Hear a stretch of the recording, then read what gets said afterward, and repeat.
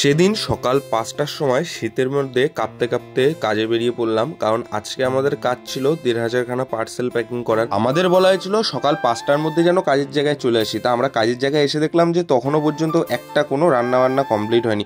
তাই আমরা বসে বসে ওনাদের কাজটা আগিয়ে দেওয়ার জন্য একটু ডিমগুলোকে ছাড়িয়ে দিলাম। খুব শিগগিরই ডিম নিয়ে ফিরছি আবার। এই যে আজকে এতগুলো জলের পেটি পার্সেলের জন্য আনা হয়েছিল, আর এই সাইডে আমাদের কন্টেনার গুলো ছিল। ওদিকে রান্না কমপ্লিট হতে বেশ কিছুক্ষণ দেরি ছিল, তাই একটু ক্যারাম খেলে নিলাম। অবশেষে 2 ঘন্টা বসে থাকার পরে আমাদের কাজ শুরু হয়। প্রথমে ডাল নিয়ে চলে আসি, আর তারপরে তরকারি। এই সাইডে আমরা প্যাকিং করছিলাম, আর এক সাইডে ওনারা রান্না করে আসছিল। চা আমাদের জন্য চা চলে এসেছে। তাকাচ্ছে দেখো, তাকাচ্ছে দেখো, চায়ের জন্য তাকাচ্ছে দেখো। লাল লাল ঝাল ঝাল, যে লাল লাল রাজুদার পরোটা হচ্ছে।